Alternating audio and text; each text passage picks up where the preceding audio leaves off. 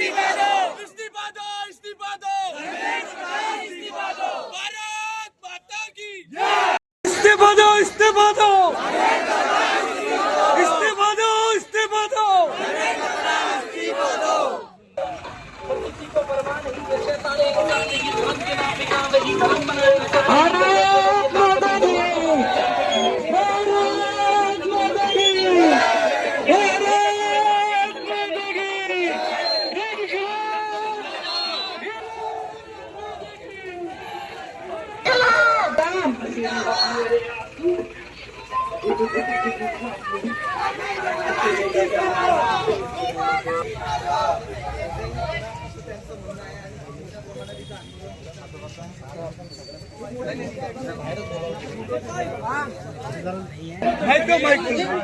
नीट paper फुटी विरोधात संसद मार्च दरम्यान विद्यार्थ्यांवरील पोलिसांच्या कारवाईवरून राजकारण तापले आहे.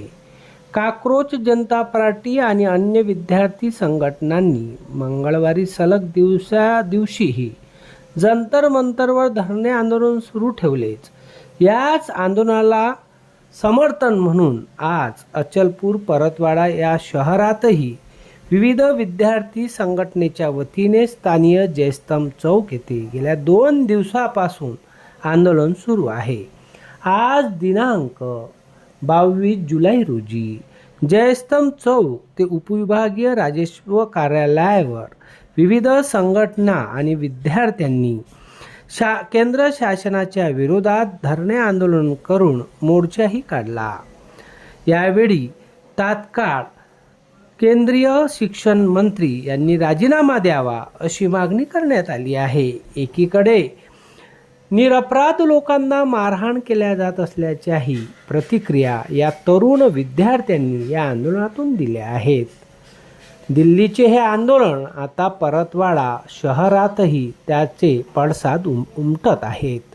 या आंदोलनाला समर्थन म्हणून अनेक जण या आंदोलनात प्रदर्शनही करत आहे. सानू खान सह जितेंद्र रोडे, अध्ययन समाचार लाईव्ह, परतवाडा. शिक्षण व्यवस्था आहे ती सुधारली पाहिजे, कारण देशामध्ये तब्बल 20 पेक्षा जास्त पेपर फुटलेले आहे. UPSCचा पेपर सुद्धा फुटू शकतो. तर मग आपण या कॉम्पिटेटिव्ह एक्झाम पासून किंवा गव्हर्नमेंट पासून काय अपेक्षा करू शकतो.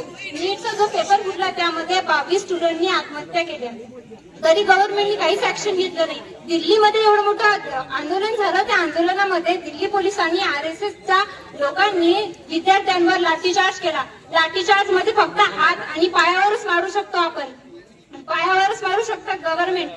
त्यांनी मानीवर, पोटावर, काही स्टुडंटच्या, काही विद्यार्थिनीच्या छातीवर लाथ देऊन एवढी मारहाण केली की काही स्टुडंट एवढे जखमी झालेले आहेत. जखमी झाल्यानंतरच बाकीचे जे पॉलिटिकल लोक आहेत तेव्हा आले. जर ते आंदोलनामध्ये असते तर स्टुडंटवर लाठीचार्ज झाला नसता. तर मला गव्हर्नमेंट कडून हेच अपेक्षा आहे की धर्मेंद्र प्रधानचा इस्तीफा दिला पाहिजे आणि इथली जी शिक्षण व्यवस्था आहे ती सुधारली पाहिजे. आणि जे काही पेपर फुटी होतात त्या पेपर फुटीवर गव्हर्नमेंटनं मोठ्यात मोठं ऍक्शन घेतलं पाहिजे. बस, धन्यवाद. आणि सर्व प्रोटेस्ट मध्ये जे काही आले सर्वांचे मनपूर्वक आभार मानते आणि आमची डिमांड गव्हर्नमेंट पर्यंत पोहोचेल ही अपेक्षा ठेवते. धन्यवाद. आपण जयस्तंभ पासून सर्व विद्यार्थी मित्रांनी अतिशय शांततेच्या मार्गाने हे आंदोलन सुरू केलं होतं. काही लोकांनी याला राजकीय रंग देण्याचा प्रयत्न केला आहे, परंतु तुमच्या सर्वांच्या साक्षीनं सांगू इच्छितो, सर्व भारत पाहत आहे की हे कोणतं राजकीय आंदोलन नाही आहे. हे आंदोलन आपल्या देशातल्या तरुणाच्या भविष्यासाठी केलेलं आंदोलन आहे आणि हे आंदोलन कोण्या पक्षाच्या विरोधातलं आंदोलन नाही आहे. आपल्या देशाचं भविष्य जर कोणी दाबत असेल आणि त्यावर जर आपण कोणी प्रश्न विचारत असेल, सोनमजी वांगचूक सारखा एक निरपक्ष माणूस 20 दिवसापासून त्या न्याय हक्कासाठी लढत होता, त्याच्या चर्चेसाठी एक साधा मंत्रीही आपलं सरकार पाठवू शकत नाही. हे खऱ्या अर्थानं लोकशाहीसाठी शोकांतिका आहे. आपण जर पाहिलं, एका माणसाला वाचवण्यासाठी नीटच्या 22 विद्यार्थ्यांनी डिप्रेशनमध्ये जाऊन आत्महत्या केली हे या सरकारला दिसलं नाही, परंतु एका धर्मेंद्र प्रधानाला वाचवासाठी लाखो आमच्या विद्यार्थी आणि विद्यार्थिनीवर अमानुष लाठीचार्ज केला. हे सर्व आंदोलन मोडून काढण्याचा प्रयत्न केला. परंतु जेव्हा हे आंदोलन मोडून काढण्याचा सरकार प्रयत्न करतंय तेव्हा या देशातला युवा तरुण जागृत होतं, हे आता प्रामुख्यानं सरकारला दिसून आलाय. म्हणून माझी तुम्हा सर्व युवा मित्रांना विनंती आहे, ज्या पद्धतीनं आपण सर्व समोर आलात, कोणीच राजकीय संघटनेत नाही आहे, पक्षात नाही आहे, तुम्ही एका आपल्या विद्यार्थ्यांसाठी समोर आलाय. म्हणून जोपर्यंत हे आंदोलन चालणार आहे अतिशय शांततेच्या मार्गानंच आपल्याला हे आंदोलन चालवायचं आहे. कारण आपण या देशाचे रहिवासी आहोत. आपली बांधिलकी आहे का या देशात कुठं नुकसान होता कामा नये. परंतु लोकशाहीवर जर कुठं घाला घालण्याचं काम होत असेल तर आपण एकत्रितपणे जात पात धर्म पक्ष संघटना न पाहता सर्व न्याय हक्काच्या सामील झालो पाहिजे. यासाठीच आपण सर्वांनी इथं जमलेलो आहे. तुमचं सर्वांचं मनापासून खरं तर अभिनंदन करतो.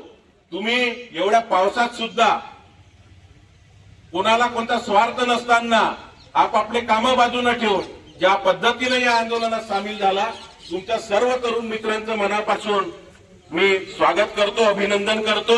आणि ज्या पद्धतीनं आपण इथपर्यंत आलो, मला असं वाटतं की एसडीओ साहेब कुठंतरी दुसऱ्या अभियानात आहे. नायब तहसीलदार यांना ते पाठवणार आहेत. माझी विनंती आहे, नायब तहसीलदार इथं जर असतील तर त्यांनी कृपया बाहेर येऊनच या विद्यार्थ्यांचं निवेदन घ्यावं. कारण मोठ्या संख्येनं हे विद्यार्थी आहेत. तुमच्या कार्यालयाचे विद्यार्थी मावणार नाही आणि शांततेच्या मार्गानंच त्यांना निवेदन द्यायचं आहे. म्हणून प्रशासनाला सुद्धा विनंती आहे की त्यांनी आता इथं येऊन या विद्यार्थ्यांचं निवेदन स्वीकारावं.